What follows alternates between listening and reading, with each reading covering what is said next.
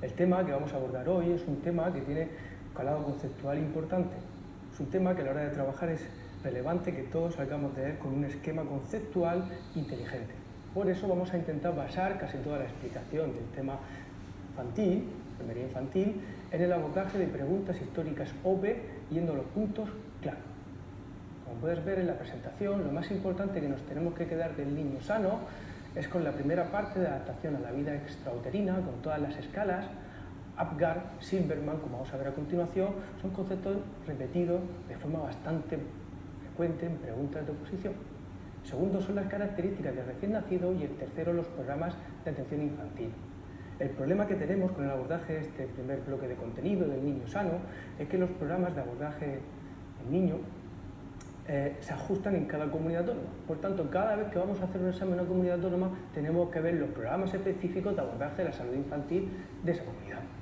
Es bastante frecuente encontrar preguntas de esos programas y hoy nos vamos a intentar basar en aspectos generales de esos programas para tener la apreciación oportuna de cada uno de ellos a la hora de ir a hacer pruebas selectivas a distintas comunidades autónomas.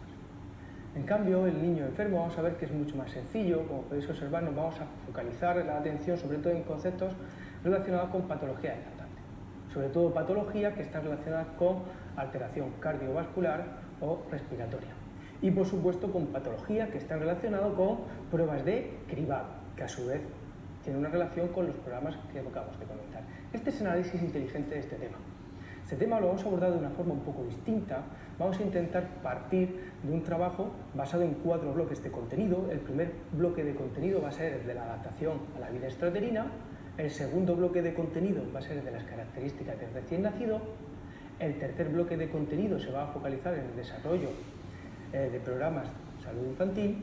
Y el cuarto y último va a ser centrado en la patología del niño enfermo que acabamos de describir. Estos son los 4 bloques de contenido que vamos a analizar a continuación. Antes de meternos en ellos, vamos a hacer una propuesta de trabajo a través de este esquema que tienes aquí. En este esquema, como podéis observar, estos 4 bloques de contenido que acabamos de comentar se estructuran con un mapa conceptual pues muy similar a lo que estamos presentando. Lo ideal es que en casa consigamos madurar este mapa conceptual y aportar y volcar la información oportuna para hacer un buen cierre de un tema con un calado conceptual importante. El primero que vamos a empezar a valorar, que es el de valoración del recién nacido, vemos que las 2 ideas básicas que tenemos que tener claras son, por un lado, relacionar la clasificación que hacemos en base al peso y a la edad gestacional en el recién nacido, y por otra parte, discriminar bastante bien los test de valoración del recién nacido que hay. El problema que tenemos con los test es que nos vincula a datos numéricos, y los datos numéricos es muy fácil confundir o olvidar. Por tanto, hay que hacer un trabajo bastante inteligente en el abordaje de esta parte del contenido. Muy bien, vamos a empezar con el primer bloque de contenido, que es la introducción al niño sano y las características que vamos a comentar. En este primer contacto que vamos a tener con este bloque de contenido, vamos a simplificarlo al máximo, de tal manera que el primer concepto que vamos a trabajar es cómo clasificamos al recién nacido. A la hora de clasificar al recién nacido, vamos a ver que este tema tiene una relación directa con otro que veremos un poquito más adelante, es el tema de salud pública. Dentro del tema de salud pública utilizamos muchas tasas para clasificar distintos eventos que pasan en los niños, en la edad infantil. A la hora de hacer este tipo de clasificaciones vamos a observar que el neonato se puede clasificar como neonato precoz, aquel que son los 7 primeros días de vida, neonato periodo neonatal tardío hasta el día 28, periodo infantil durante el primer año. No vamos a parar aquí a hacer un análisis de los mismos, pero son bastante sencillos y tienen una relación conceptual directa con el tema de salud pública. Primera idea que nos llevamos, por tanto, es la clasificación de recién nacido. El segundo concepto, que es mucho más interesante a la hora de clasificar periodo fetal o neonato, es la clasificación que se basa en el criterio del peso o en el criterio de la edad gestacional. Según la edad gestacional, observamos que un recién nacido a término, lo que denominamos a término, es que oscila entre la semana 37 y la 42. Si es antes de la semana 37, lo denominamos pretérmino, y si es de la semana 42 en adelante, postérmino. Esto es un concepto bastante sencillo en el que encontramos preguntas de oposición. La otra forma de clasificarlo es según el peso. A la hora de clasificarlos según el peso, vamos a observar que los clasificamos como AEG, que quiere decir adecuado para edad gestacional, lo clasificamos como PEG, que quiere decir pequeño para edad gestacional, o los clasificamos como grande para edad gestacional. Tanto para hablar de que un feto es pequeño o es grande, utilizamos los percentiles. Y los percentiles, cuando están por debajo del 10, observamos que en ese caso concreto hablamos de pequeño para edad gestacional, y cuando está por encima del 90, grande para edad gestacional. Esto es durante la vida fetal.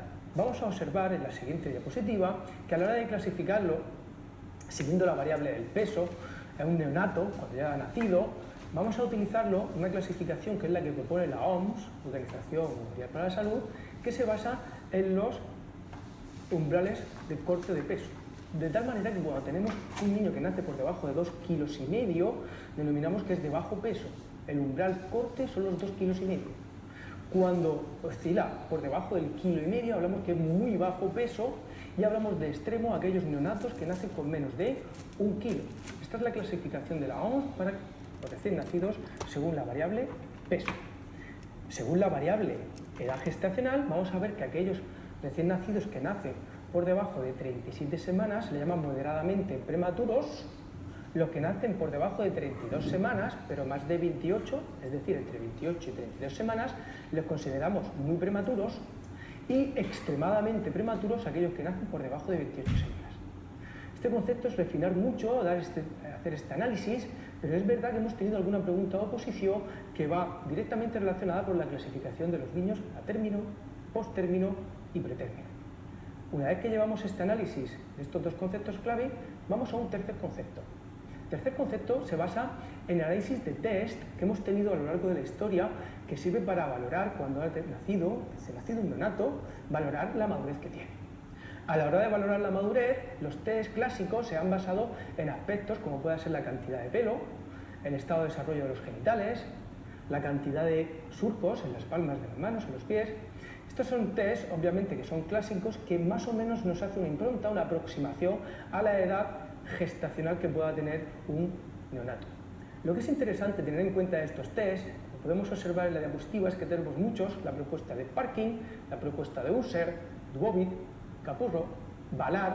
Todos ellos, si observáis presentación, todos tienen una F encima y una F, una N. La F quiere decir que este test solo se basaba, a la hora de hacer la valoración de madurez fetal, solo se basaba en parámetros físicos, mientras que la F y la N es que se basa en parámetros tanto físicos como neurológicos. Aunque no tenemos preguntas obvias sobre estos test, sí que hay alguna indirecta sobre alguno de estos conceptos de valoración. ¿Qué significa valorar criterios físicos en un recién nacido? Los criterios físicos, como acabamos de señalar, pues son el pelo, el pliegue de la orejita, la mamila, los genitales. En cambio, mucho más interesantes son aquellos test como el de Ballard, que amplía y, aparte de valorar aspectos físicos, también lo hacen neurológicos.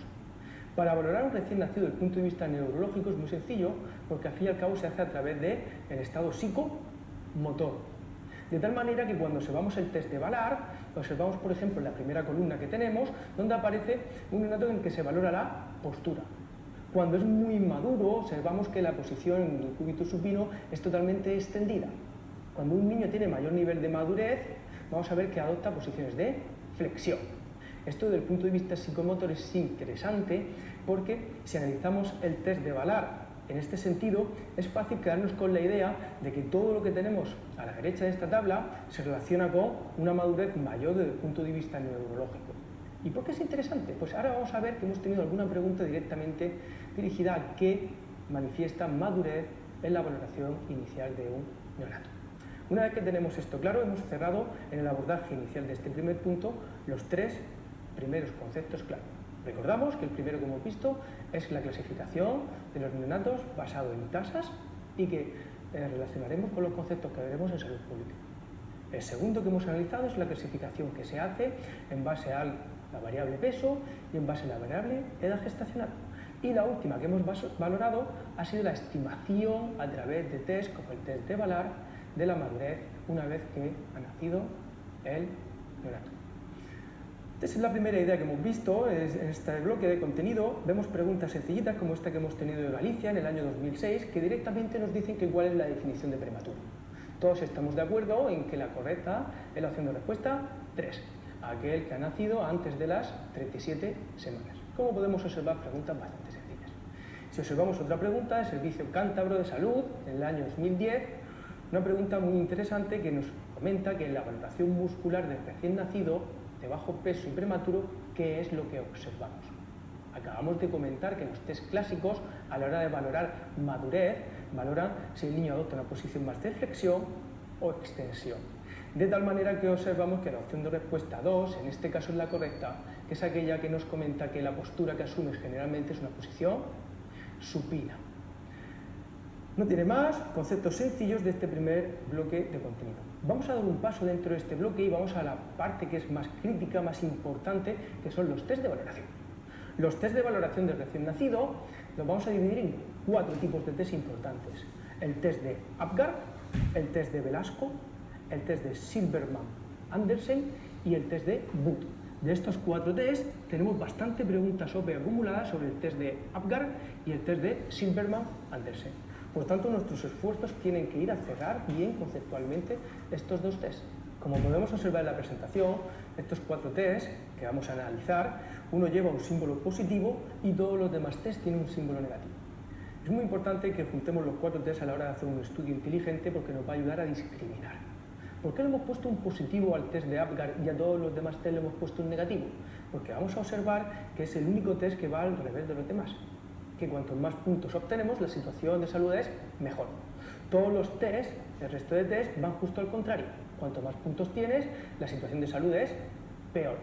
Una forma simple de intentar hacer mnemotecnia sencillita y memorizar algunos de los conceptos clave de los test. Otra cosa que tienes que tener clara de estos 4 test es que a la hora de analizarlos vas a ver que el punto 3, el número 3, es crítico. El número 3 es un punto de corte tanto en Apgar, en Velasco nosotros lo vamos a hacer con el número 5, la V, números romanos, el 5, pero si nos damos cuenta tanto Silberman como Wood exactamente igual, el punto 3 es de corte. Esto nos sirve para si tenemos una pregunta OPE y no tenemos muy claro cuáles son los puntos de corte, el hecho de recordar números siempre es complejo, es más dificultoso. Por tanto, una forma muy sencillita es llevarte esta idea, que con el número 3 vamos a tener los puntos de corte de los test de adaptación a la vida osteopedia, excepto con V de Velasco, que es el número 5, su punto de corte. Y así nos servirá para discriminar una situación de normalidad o una situación de riesgo. Vamos a empezar uno a uno a describirlos, ya sabemos que es una parte crítica fundamental de este tema. Y tenemos preguntas acumuladas sobre todo sobre Apgar y sobre Silberman. Vamos a por ellos. El primer test que vamos a ver es el test de Apgar. El test de Apgar es un test sencillo que se basa en la valoración del neonato de 5 parámetros. Cosas que tenemos que saber del test de Apgar. Ya hemos dicho que es un test positivo, que cuanto más puntos obtenemos, quiere decir que es una situación de salud mejor. Es un test sencillo que tiene 5 parámetros y cada uno de ellos puntúa de 0 a 2. De tal manera que el rango en el que se mueve el test de Apgar es de 0 a 10 puntos. La situación ideal sería tener 10 puntos y la situación menos saludable es tener un Apgar muy bajito, de 0 puntos. Los 5 parámetros que valora Apgar los vamos a recordar con mnemotecnia. La mnemotecnia, la propuesta que tenemos, es una propuesta donde la A de Apgar la relacionamos con azul y por tanto el parámetro que valoramos es la coloración del recién nacido. Con la B valoramos el pulso, lo que vamos a valorar es la frecuencia cardíaca. Con la G de la palabra Apgar vamos a valorar si el niño es un gandul. Esto lo relacionamos con el tono muscular. La cuarta que vamos a valorar con la A de Apgar va a ser la apnea y este concepto lo vamos a relacionar con el esfuerzo respiratorio. Y el quinto y último, la R, lo vamos a relacionar con la respuesta que tiene el niño a estímulos. Fácil recordar, por tanto, 5 parámetros con mnemotecnia con la palabra Apgar. Otro criterio que tienes que tener bastante claro es que Apgar es un test que aunque cada parámetro puntúa de 0 a 2, observamos que todos los criterios son cualitativos y cuando hablamos de respiración valoro si el niño respira con mayor o con menor dificultad. El único parámetro de los 5 que tiene Apgar que mide desde el punto de vista cuantitativo es la frecuencia cardíaca. Es el único que mide numeritos. Es importante tener en cuenta porque todos los demás son cualitativos, aunque de ellos se desprenda un número. Test de Apgar, por tanto, nos exige un dominio perfecto porque observamos preguntas como en Valencia, en 2007, una pregunta que requiere un manejo perfecto del test si queremos abordarlo de forma eficiente. Vemos que esta pregunta nos habla de un lactante que tiene una frecuencia cardíaca de 100 latidos por minuto, mayor a 100 latidos por minuto. Llanto irregular, presenta movimientos activos al paso de una sonda de respiración hace muecas y la coloración de la piel es rosácea, excepto las partes distales acrocianosis. ¿De acuerdo? Esto es lo que nos está presentando. Vemos que la correcta es la opción de respuesta 3, pero es interesante que volvamos un momentito al test de Apgar y que observemos que de todos los parámetros que me ha dicho, de los 5 datos que me ha dado, solo me ha dado uno que ha sido cuantitativo, que ha sido la frecuencia cardíaca. Me ha dicho que está por encima de 100 latidos por minuto, pues sabemos que le damos 2 puntos por ese motivo. Sabemos que la coloración de la piel, que es el primer ítem que nosotros valoramos, es rosado, pero con acrocianosis, le quitamos un punto, obtenemos un punto. Nos ha dicho que hace muecas a los reflejos, por eso le vamos a dar, como podemos observar, otro punto. Ya llevamos 4. El tono muscular tiene un movimiento espontáneo normal, que es lo que nos está haciendo la propuesta, ya tiene 6 puntos. Y por último, tiene una respuesta débil, irregular, y por eso le damos un punto en la respiración, los 7 puntos. Como vemos, las preguntas del test de Apgar son preguntas de alto calado y nos exige un dominio perfecto del test si queremos abordarlo de forma eficiente. Muy bien, damos un pasito más, vamos al segundo de los test que vamos a analizar, que es el test de Velasco. Este es el menos relevante de todos los que analizamos. Es un test que es curioso porque es el único test que se pasa antes del nacimiento del niño. Por tanto, se pasa en vida fetal. Es un test que se suele pasar a administrar durante el momento del proceso de parto, de nacimiento, para valorar la probabilidad con la que el niño nazca con sufrimiento fetal. Es decir, es un predictor de cómo va a nacer el niño. Lo curioso es que si observamos la tabla del test de Velasco, de los 6 parámetros que valora, solo hay uno que mide directamente una variable fetal. Está bien que ya que vamos a medir cómo va a nacer el niño, que por lo menos de los 6 parámetros, uno valora una variable fetal.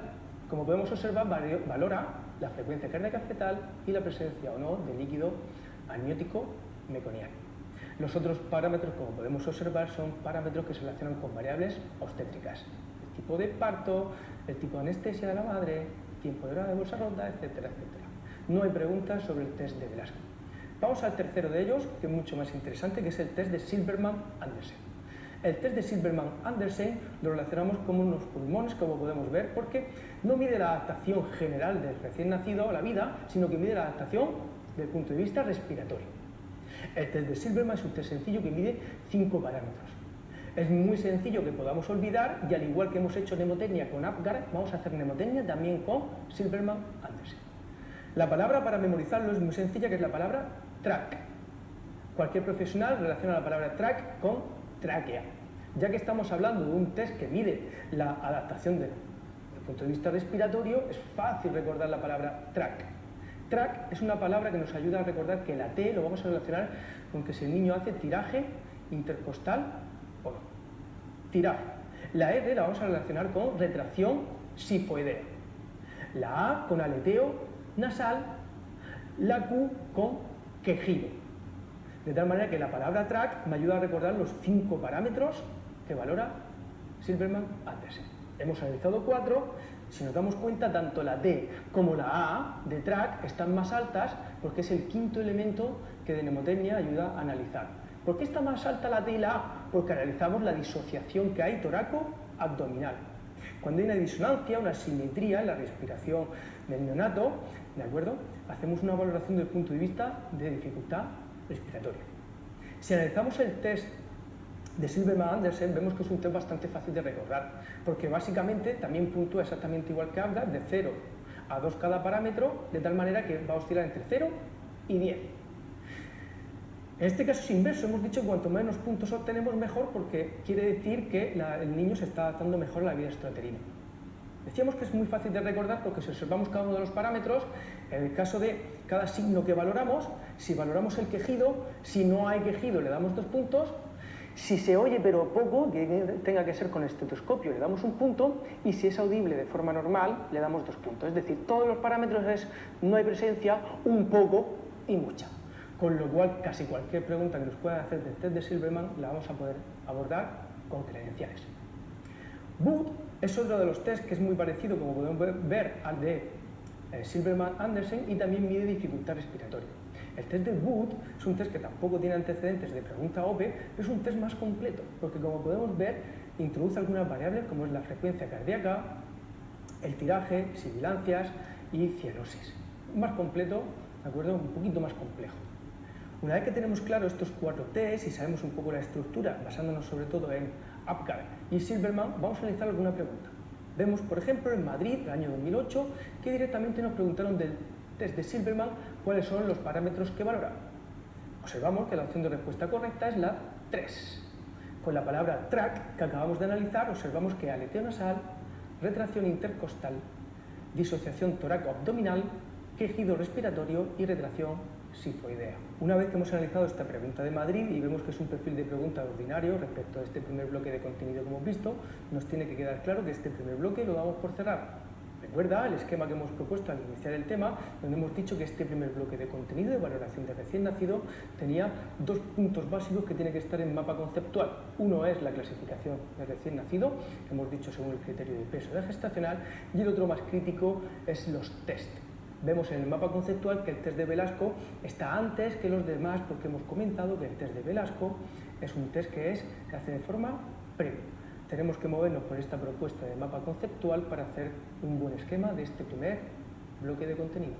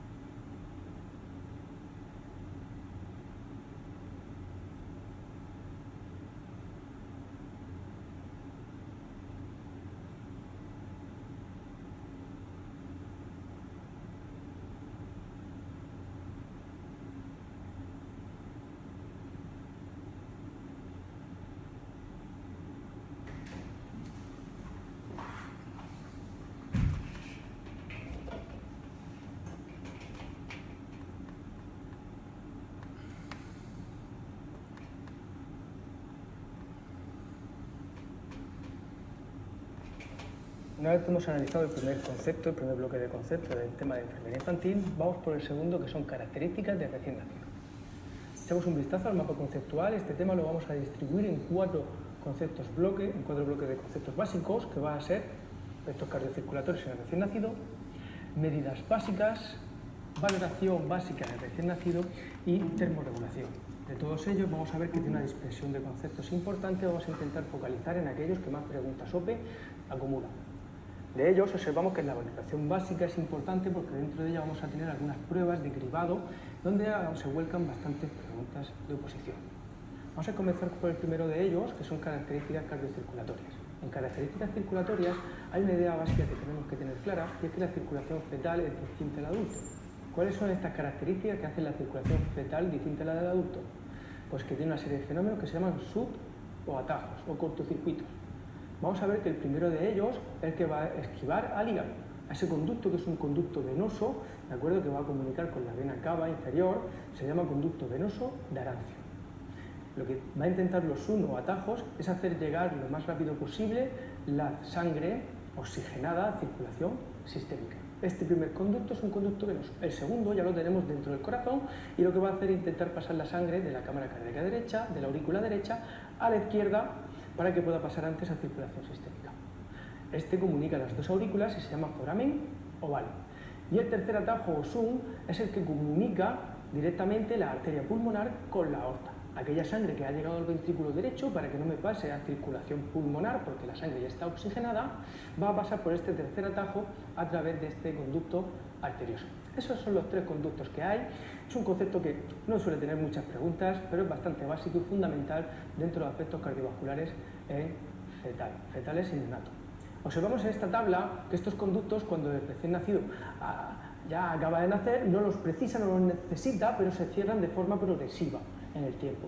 En esta tabla se muestra que el cierre funcional suele ser inmediato porque obviamente tiene que haber una distribución entre el lecho venoso y el lecho arterial, y ese cierre funcional suele ser inmediato prácticamente en todos estos suntos.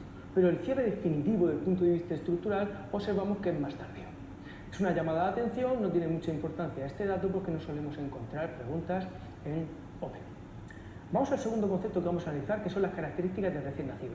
En las características del recién nacido tenemos un punto crítico porque son datos numéricos y los datos numéricos son muy fáciles de confundir y de olvidar. El primero que nos tenemos que quedar claro, que ya lo hemos analizado en el primer bloque de contenido, es que el recién nacido, de acuerdo, su peso normal oscila entre 2,5 kg y 4. Esto es un peso normal. Respecto a la talla, vemos que la talla normal media de un recién nacido oscila a los 50 centímetros. Vamos a ver que el perímetro más grande que tiene el recién nacido es el cefálico. Se representa de una forma bastante clara en la diapositiva que estáis viendo ahora, que el perímetro cefálico es muy relevante desde el punto de vista obstétrico, porque una vez que está habiendo un proceso de parto, si el perímetro más grande fetal que tenemos es el cefálico, una vez que ha liberado el canal del parto el perímetro cefálico, todos los demás perímetros son más pequeños, por tanto el parto tendrá una solución mucho más ágil y más sencilla. El siguiente perímetro que conviene recordar es el perímetro torácico, que como vemos tiene unos pocos centímetros menos que el perímetro craneal. Estos son datos básicos de somatometría en el recién nacido. Para recordarlo ponemos esta diapositiva donde tenemos aquí este pequeño muñeco donde aparece con una cabeza enorme para que recuerde siempre que el perímetro craneal siempre es mucho mayor que el perímetro torácico. Mucho, realmente no es tanta la diferencia. De hecho observamos que se ha puesto la regla mnemotécnica de 5, 4 y 3 para que recuerdes que cuando nace, recién nacido de talla media, tiene 5 de 50 centímetros. El 4 y el 3 me sirve para recordar que el perímetro craneal, su talla media oscila entre los 34 centímetros y un poquito menos, 1 centímetro, 2 centímetros menos el perímetro torácico. Bueno, son conceptos muy básicos, como podemos ver, de somatometría. Encontramos una pregunta en Murcia en el año 2007 que directamente nos pregunta cuál es la incorrecta respecto a la somatometría. Vemos que la opción de respuesta 3 nos dice que la talla normal del recién nacido es de 30 centímetros más menos 2. Acabamos de ver que la talla del recién nacido es de unos 50 centímetros. El perfil de pregunta que solemos encontrar sobre somatometría al recién nacido es bastante sencilla. Damos un paso más, aparte de recordar estos conceptos básicos de somatometría, nos quedamos con tres ideas básicas que son la frecuencia respiratoria normal en el recién nacido, que oscila entre 30 y 60 respiraciones por minuto, y la frecuencia cardíaca, que también es sensiblemente más alta, que oscila entre 110 y 160 latidos por minuto. Son datos que conviene tener en cuenta, al igual que desde el punto de vista hemático, encontramos que el volumen sanguíneo que tiene un recién nacido es muy pequeño, es algo llamativo ver que tiene solo unos 85 mililitros por kilo de peso. Conceptos muy básicos, por tanto, de inicio en la valoración de características del recién nacido.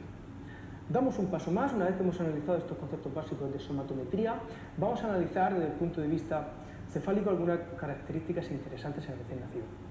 Esta imagen que tenemos aquí, el caserío, es una ayuda mnemotécnica para recordar que las fontanelas en el recién nacido, que solemos recordar, son la bregmática, que es la anterior, y la lamboidea, que es la posterior. Estas dos fontanelas son las más importantes, son las más grandes y, por tanto, las que su cierre estructural es más tardío. El caserío que acabamos de ver es para recordar que hay dos fontanelas laterales, una anterior, mitótica, que se llama térica, y otra posterior, que se llama astúrica. Como mnemotecnia se ha puesto el caserío para que recordemos que no solo tenemos las dos fontanelas más importantes, bregmática, que recordamos con vela. La palabra vela me ayuda a recordarlo, sino que además tenemos otras laterales, que son la térica y la astúrica. No tiene más, no tenemos antecedentes de preguntas de este tipo de conceptos, en cambio sí que tenemos, desde el punto de vista cefálico, que diferenciar qué es el caput y qué es el cefalohematoma. El caput, también llamado tumor de parto, aunque suene con una palabra tumor que parece que es algo patológico, realmente no lo es. El tumor de parto es un proceso normal que pasa donde se acumula una demetrización de los tejidos blandos y por tanto se produce una pequeña tumoración por el paso del canal del parto del recién nacido. Y todos los niños al nacer nacen con lo que se denomina el tumor de parto. No tiene nada que ver con lo que denominamos cefalohematoma. El cefalohematoma no se acumulan líquidos, no hay una inflamación de los tejidos blandos, sino que lo que hay es un acúmulo de sangre. Y sí que impronta una situación de que puede haber más gravedad y por tanto que tenga que requerir mayor observación. Conceptos muy sencillitos, ¿de acuerdo? Damos un paso en nuestros contenidos básicos y observamos todas las características que aparecen en el recién nacido desde el punto de vista dermatológico. Esta parte del contenido, con hacer una lectura inteligente, ágil, es suficiente. Nos tiene que llamar la atención que hay palabras como mancha mongólica y algún fenómeno más desde el punto de vista de la piel, que aunque no la impronta pueda ser que es algo patológico, realmente son hallazgos de total normalidad en el recién nacido. Una vez que vemos la valoración del recién nacido, observamos que a la hora de hacer una exploración desde la cara hasta las extremidades, vamos a analizar algunos de los conceptos que tenéis subrayados en azul, como son la fractura de clavícula, la luxación de cadera y los pies ambos, que quizás son características clínicas de las más interesantes.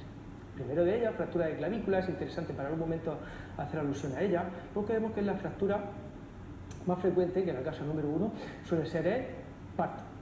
De tal manera que vamos a ver que hay que parar un momento, hacer un análisis de la misma y ver que en la valoración básica que hacemos inicial del recién nacido es fácil de explorar a través del reflejo de Moro, que vamos a explicar un poquito más adelante. Segunda idea muy interesante que tenemos que tener clara es que en la exploración del recién nacido valoramos la probabilidad de que haya una displasia de cadera o una luxación congénita en la cadera. Ello se hace a través de unas técnicas exploratorias que son la técnica de Barlow y la técnica de Ortolani. Como vemos en la presentación, Barlow lo ponemos con B para que recuerden que la cadera es luxable, con B. Mientras que Ortolani no analiza si la cadera es luxable, sino si está luxada. En un caso, por tanto, con Barlow es que la cadera se puede luxar, es luxable, y en otro caso es que ya está luxada. Así vamos a recordar y diferenciar bien cuál es la técnica de Barlow y cuál es la de Ortolani. Es interesante tenerlo en cuenta. Vamos a ver que esta exploración se hace en todos los recién nacidos, a partir de las 48 horas de vida hasta el primer mes. En este periodo se suele hacer esta valoración. Cuando el recién nacido tiene mayor edad, vamos a ver que ya no se suele hacer esta exploración, sino que a partir de los 3 meses de vida se suele hacer a través de pruebas de imagen como la ecografía o incluso con radiografía. Vemos alguna pregunta, como es en Andalucía 2016, una pregunta bastante reciente, que nos pregunta que para hacer el diagnóstico de displasia evolutiva de cadera, ¿cuáles son las maniobras que podemos emplear? En este caso vemos que tanto la opción de respuesta 1, maniobra de Ortolani, como la opción de respuesta 2, maniobra de Barlow, son técnicas que acabamos de comentar que podemos hacer en la exploración de la displasia de cadera. Muy bien, damos un paso más en la valoración del recién nacido, valoramos las extremidades. Uno de los hallazgos más curiosos que encontramos en las extremidades es el pie zambo. El pie zambo lo recordamos como se va. La palabra se va me ayuda a recordar la S de supino, la E de equino, la V de varo y la A de aducción. Normalmente son situaciones que pasan por anomalías no estructurales, sino posicionales. Mucha posición, mucho tiempo una posición determinada, fuerza de una determinada torsión del pie que condiciona este hallazgo que se denomina pieza. No tiene más, un concepto más sencillito. Para finalizar la valoración del recién nacido, vamos a hablar un poco de la termorregulación. Vamos a ver que la termorregulación en momentos iniciales de la vida es bastante inestable y por eso es muy importante que la cuidemos. De todos los parámetros que hace que un niño pierda calor, los más importantes son radiación, el primero de ellos, el segundo convección, el tercero evaporación y el cuarto conducción. Tenemos que llevar cuidado con la palabra radiación y conducción, porque en ambos se pierde calor por estar en contacto con objetos.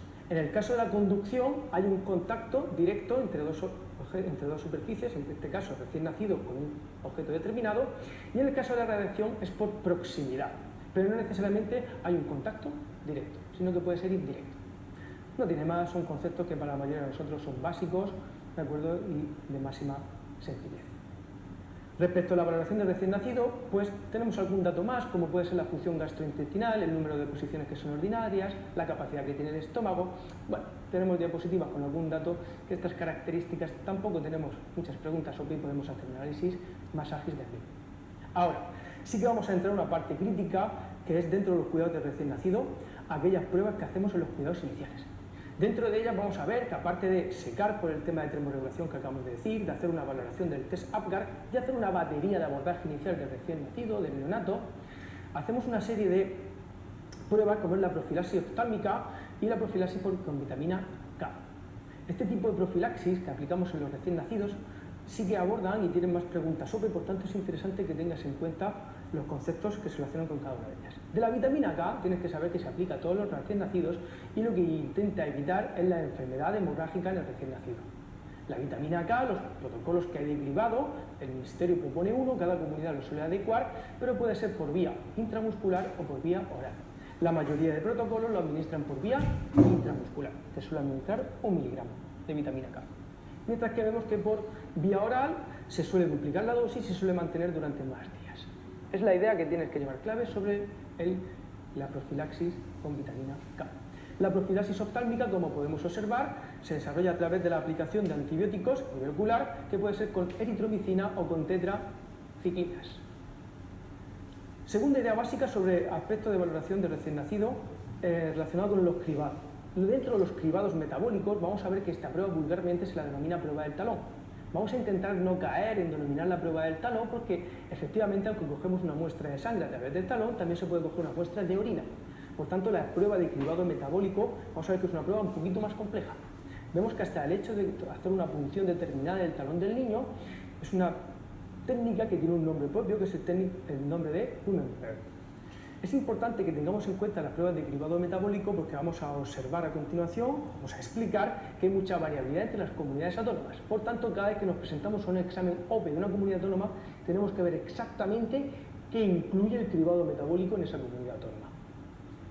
Antes de entrar en ello, vamos a comentar también que otro de los cribados habituales que hacemos en los recién nacidos son las pruebas de cribado de hipoacusia. Las pruebas de cribado de hipoacusia se suelen hacer a través del PEAT.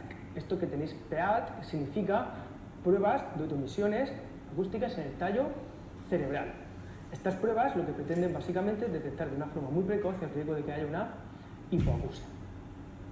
Volviendo por donde nos hemos quedado el cribado metabólico, es importante que tengas en cuenta que el Ministerio hace una propuesta de aquellas pruebas metabólicas mínimas que se tienen que hacer siempre en los cribados de cada comunidad autónoma. Cada comunidad autónoma luego va a sacar un protocolo específico donde va a ampliar la cantidad de pruebas que analiza en cada recién nacido. Entre todas las que tenemos aquí, observamos que el Ministerio como mínimo dice que todas las comunidades autónomas tienen que hacer estas 7 pruebas. Las 7 pruebas mínimas que hay que hacer son hipotiroidismo congénito, fenilcetonuria, fibrosis quística. Estas 3 son clásicas, son muy importantes. Luego tenemos otras 3 que se relacionan con la alteración de la coenzima A y por último con la anemia falciforme. Estas son las más importantes de las pruebas que hay que hacer desde el punto de vista metabólico. Algunas preguntas, como encontramos aquí de Asturias, en 2007, nos dicen directamente la prueba del talón se realiza para el diagnóstico precoz de... Es una pregunta donde encontramos la denominación prueba del talón. Nosotros hemos dicho que es mejor denominarlo prueba de cribado metabólico, porque observamos que la opción de respuesta correcta es la 2, fenilcetonuria e hipotiroidismo, aunque vamos a ver que la fenilcetonuria se hace a través de una prueba que es determinación en orina, y la prueba del talón sabemos que coge una muestra de sangre. En cualquier caso, vemos que la única opción de respuesta correcta que podemos encontrar es la 2. Perfiles de preguntas sencillos sobre una parte del contenido que es crítico. Además de este contenido que acabamos de explicar, hay algo muy importante que es una publicación del Ministerio, que son de cuidados desde el nacimiento. Esta publicación del Ministerio aborda varias temáticas interesantes, como es el protocolo piel con piel, padre canguro, el colecho y distintas características de los cribados neonatales. Nosotros lo podemos analizar como anexo, aunque es un contenido que es extra para la información desde el punto de vista más interesante. ¿Por qué hacemos ese análisis a través del Ministerio? Porque cada organización, cada organismo, Asociación Española de Pediatría, la Americana de Pediatría, la Organización Mundial de la Salud, UNICEF, vemos que cuando tenemos una recomendación de cuidado del recién nacido hay mucha variabilidad. Esa variabilidad nos lleva a fijarnos directamente en nuestros programas que tenga nuestra comunidad autónoma o lo que se acoja al Ministerio de Sanidad. Para ir terminando este segundo bloque de contenido, vamos a introducir dos elementos más. Uno de ellos va a ser la muerte súbita del lactante. La muerte súbita del lactante merece la pena parar un momento a comentar los aspectos de factores de riesgo que se relacionan con recién nacidos varones, meses fríos y se da durante los primeros 6 meses. Se da más en ambientes donde podemos ver todos los factores que hay extrínsecos y intrínsecos, más en ambientes donde hay fumadores, en ambientes donde se da el colecho, y vamos a ver que también hay otra serie de variables, de factores que realizamos con la muerte súbita del lactante, como es el sobrecalentamiento del recién nacido. Al fin y al cabo, también hay factores protectores como puede ser la lactancia materna. Sobre muerte súbita del lactante hacemos una lectura comprensiva, nos quedamos con los términos básicos más interesantes. Si damos un paso más y vemos las causas de fallecimiento en los infantes, observamos que la primera causa de muerte en niños menores de 1 año suele ser las malformaciones congénitas. Si quitamos las malformaciones congénitas, vemos que la primera causa de muerte en el primer año de vida es la muerte súbita. Por eso es interesante que la tengamos en cuenta, que es la muerte súbita del lactante que acabamos de presentar. En general, entre los primeros 14 años de vida, vemos que la causa de muerte número 1 es la de accidentes. Por eso en el tema que estamos abordando tenemos una pequeña información en anexo que nos habla sobre los sistemas de retención infantil. Los sistemas de retención infantil tenemos que quedarnos con dos cosas, y es que dividimos los grupos de las sillas de retención, las vamos a dividir en distintos grupos.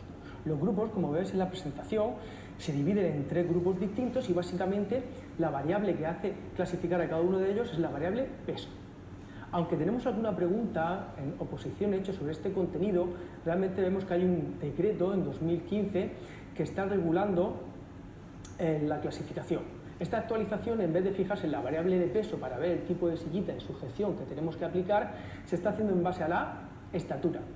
Para nosotros, como esta modificación normativa es muy reciente y se está modificando actualmente, vamos a ver que nos tenemos que quedar con 2 ideas básicas, que cuál es el asiento más seguro y cuál es la clasificación anterior para ver hacia la que vamos en la actualidad. De ello vamos a ver que es interesante porque observamos una pregunta en Extremadura en el año 2011 que básicamente nos dice que de los sistemas de retención infantil que señalemos la incorrecta. Directamente este perfil de pregunta vemos que la incorrecta es la 3, nos exige saber exactamente en cada grupo, de acuerdo, el sistema de retención, el peso y edad que oscila en cada uno de ellos. Como hemos visto, este punto 2 de características de recién nacido tiene una dispersión de conceptos importante.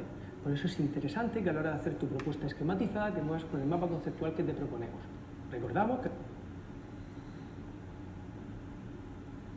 vamos a comenzar a analizar el tercer concepto clave que tiene el tema de enfermería infantil, que es desarrollo y crecimiento.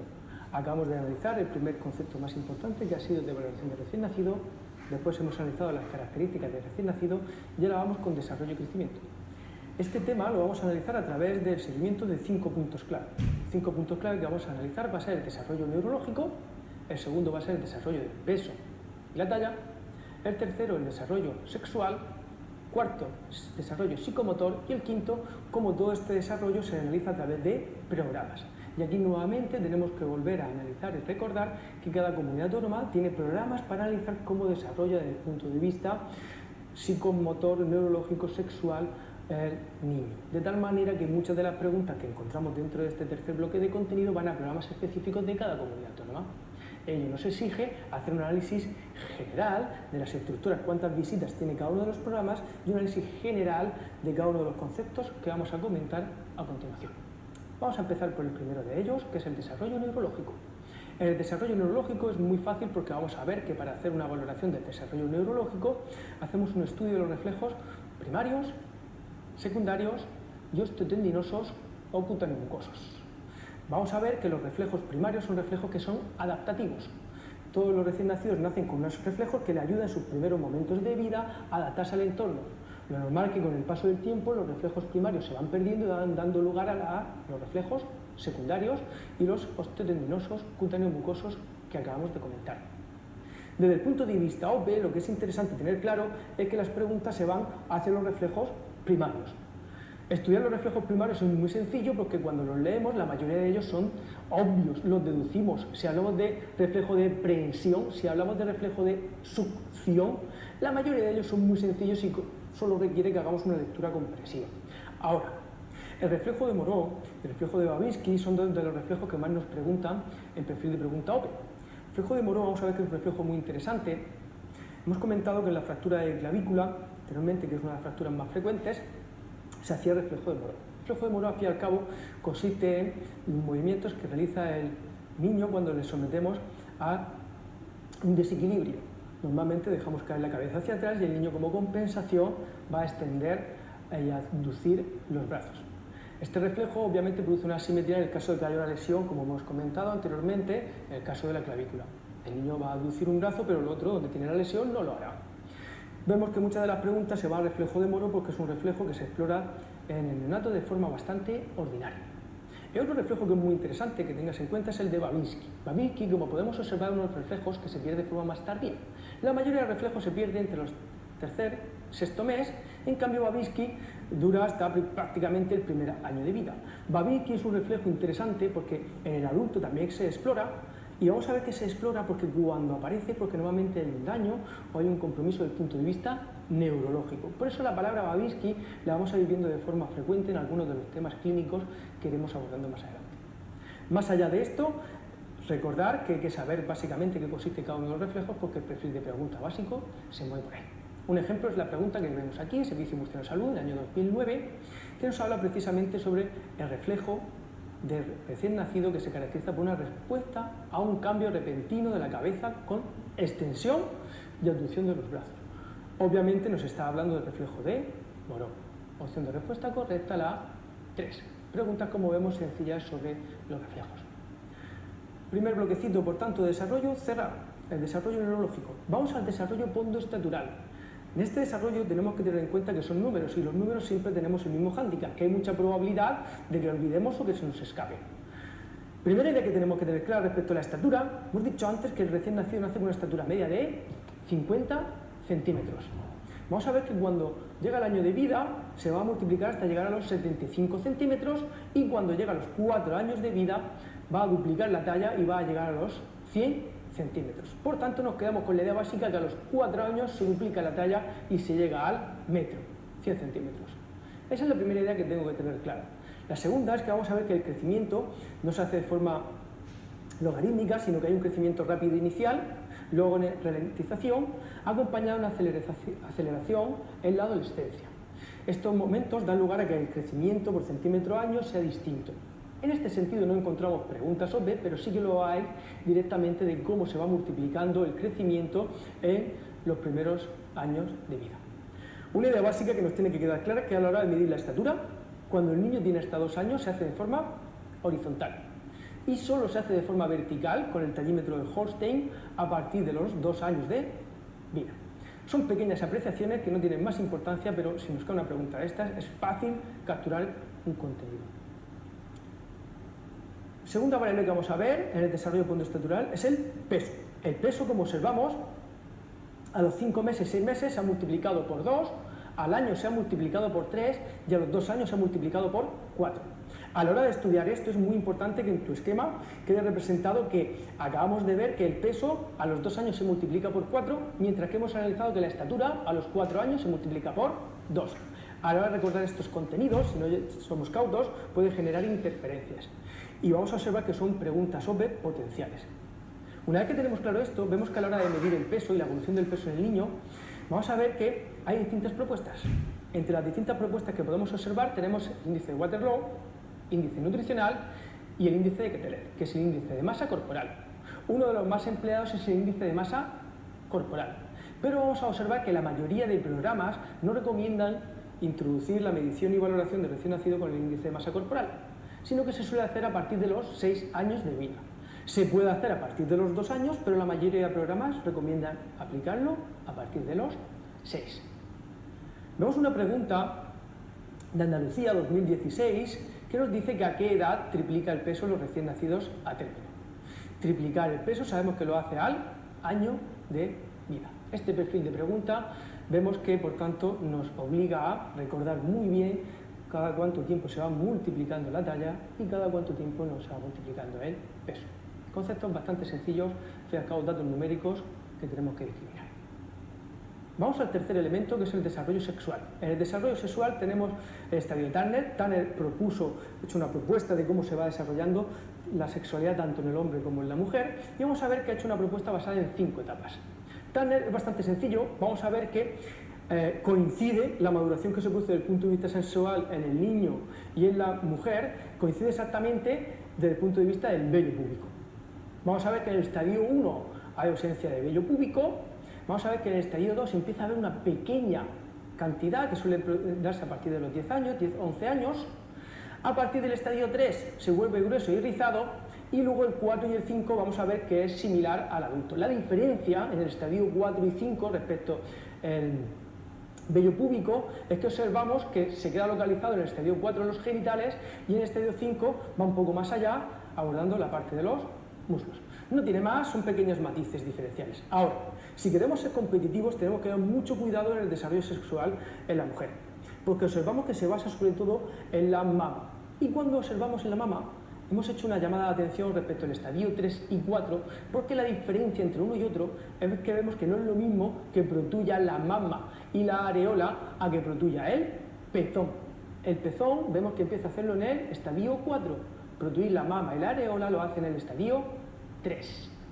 Son pequeños matices que tenemos que tener en cuenta, si no alguna de las preguntas críticas se nos pueden escapar. De hecho, vemos una pregunta difícil de Servicio Navarro de Salud del año 2012 que directamente nos dice que de los siguientes elementos, ¿cuál no corresponde al estadio 4 de Turner? Vamos a ver que el que no corresponde al estadio 4 es lo que dice la opción de respuesta 2. Observamos que nos dice que en las mamas femeninas, mama y papila elevada a modo de pequeño montículo y diámetro areolar aumentado. Vamos a ver que los matices de esta pregunta requiere saber muy bien los cambios que se va produciendo de la mama en cada uno de los estadios. Si no, este perfil de pregunta, llegamos a la prueba y cuando empecemos a leer las opciones de respuesta, casi todas nos suenan más o menos bien. Una vez que tenemos claro cómo hay que abordar el desarrollo sexual a través de Turner, vamos al cuarto elemento, que es el desarrollo psicomotor. A la hora de ver y valorar cómo se hace un desarrollo psicomotor, se hace a través de la motricidad, que puede ser motricidad fina, motricidad gruesa. La mayoría de valoración que se hace desde el punto de vista de motricidad se hace a través del logro de hitos. Esta parte del contenido nos exige un poco de atención y vamos a ver que es difícil ver cómo un niño va consiguiendo un hito determinado en cada momento. Para hacerlo nosotros proponemos un poco de mnemotecnia, donde veis que cada uno de los meses, en cada mes, que se consigue hacer. Por ejemplo, cuando hablamos de 3 meses, hablamos de sostén. Ponemos la T grande para recordar que hay sostén cefálico, es decir, a partir de los 3 meses los niños ya sostienen su cabeza. Con la C de 4 meses recordamos que el niño ya C de coger objetos.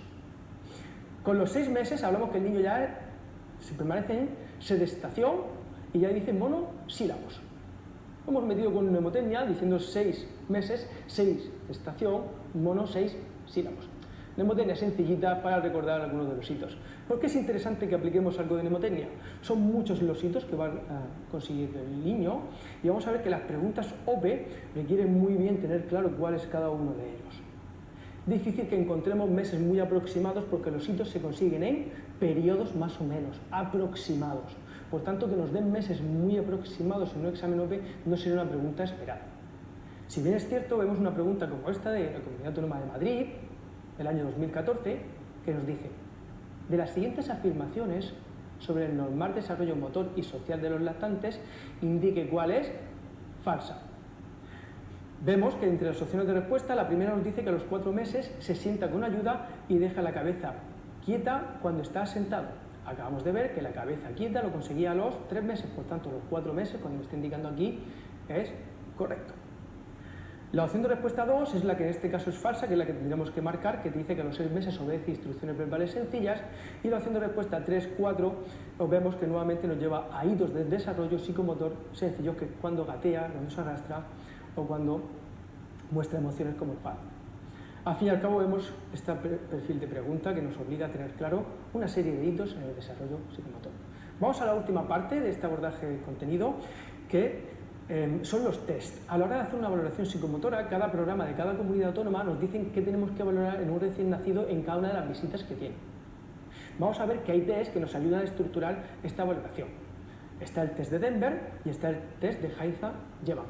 El test de Haifa-Yevan es una adaptación al español del test de Denver.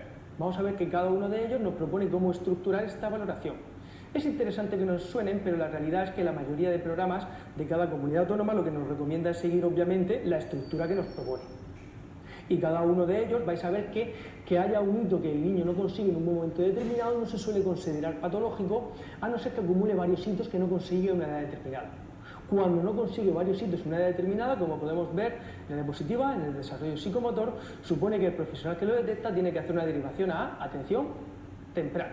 Dentro de los programas de atención infantil, uno de los más importantes, por tanto, es este que acabamos de ver, desarrollo psicomotor.